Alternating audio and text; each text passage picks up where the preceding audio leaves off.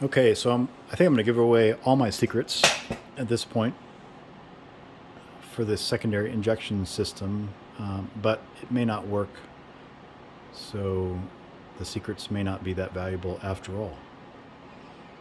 But what I've done so far is on the B7 RS4, its direct injection engine, the fuel system, there are readily available upgrades for the high pressure pumps.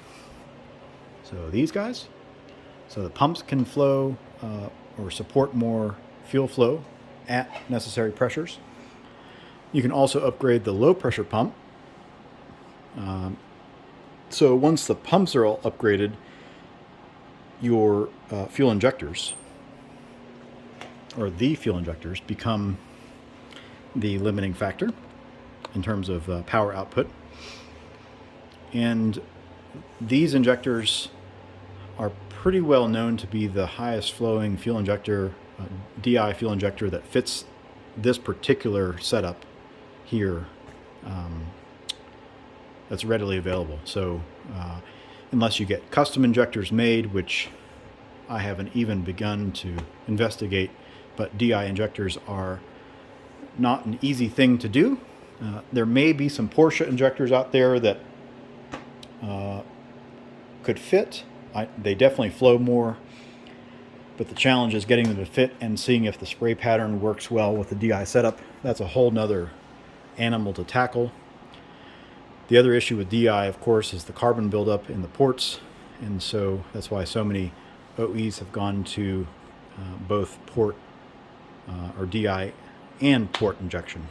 So that's what I'm going to attempt to do here. So instead of trying to continue to chip away at the limitations of the DI fuel system, I've upgraded both the high pressure pumps and the low pressure pump, and I'm at the limits of that system already. So now my new goal is to introduce a secondary fuel injection system. Thankfully, the factory RS4 intake manifold is a two-piece manifold, so cast aluminum both pieces. This is all upside down, of course, so this is going to each of the banks of the cylinders. And this is essentially the belly of the pan, which creates this plenum underneath here that each of the intake ports pulls from. So, in my experience in the motorcycle industry, Ducati, along with several other motorcycle, say OEs, leverage secondary fuel injection and what are called shower head injectors. So these guys, let's see here,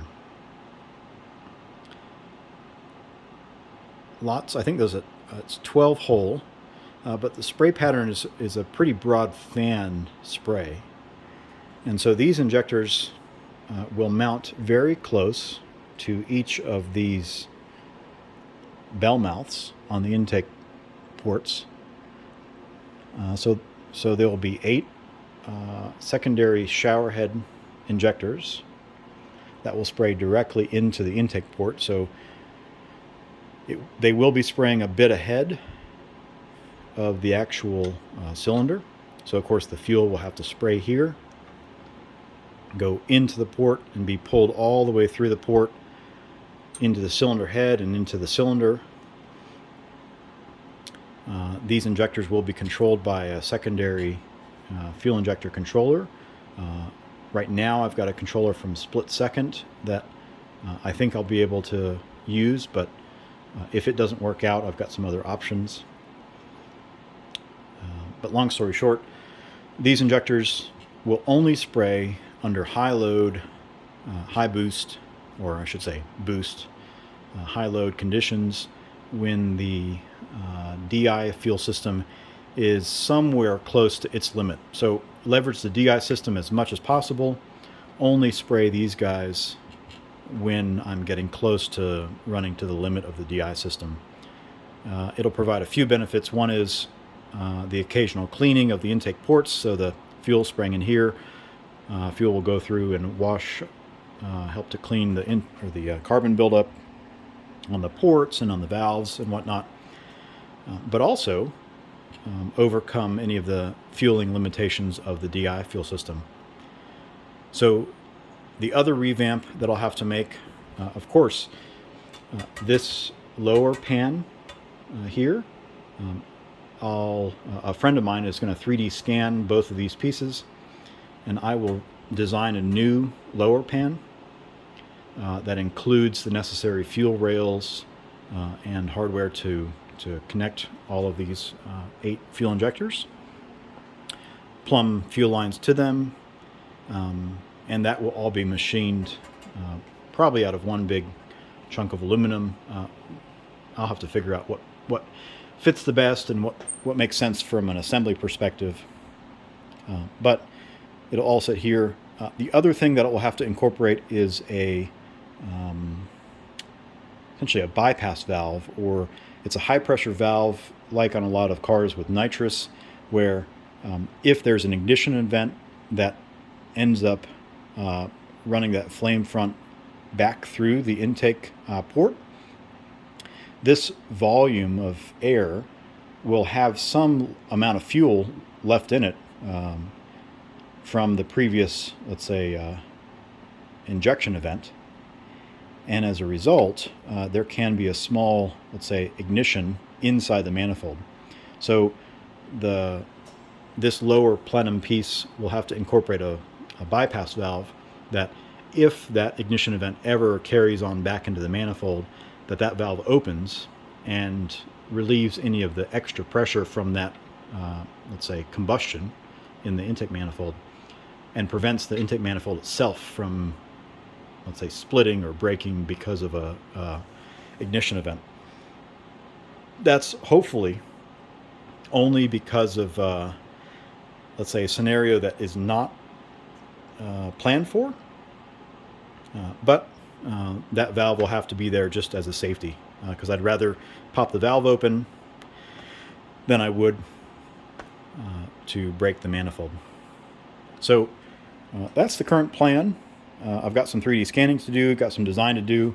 These pieces will all go back on the car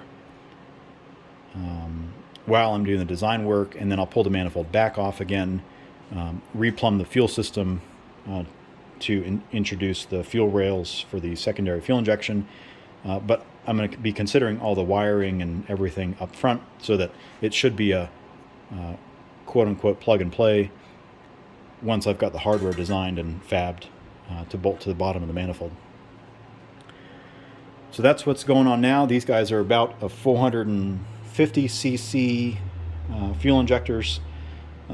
So 8 of them, just a very rough assumption, should support 500 to 600 horsepower additional on top of the DI system, which is around an 800 horsepower mark. So let's say the fuel system will support between 1300 and 1400 horsepower. Everything peaked out, topped out, of course. That's not my goals. Maybe 1000, maybe 1100 at the moment at the crank. So the fuel system will have a little bit of headroom, but that's always nice to have rather than pushing everything to the absolute limit. So yeah, so look forward to working through the hardware design, working through the system control design, which I've got some details there to work with the engine calibrator, or the ECM calibrator for the factory MED 9.1 system to play well with the secondary fuel injector controller. And yeah, looking forward to adding this system, and if nothing else, hopefully reducing the carbon clean intervals on the DI system. So excited.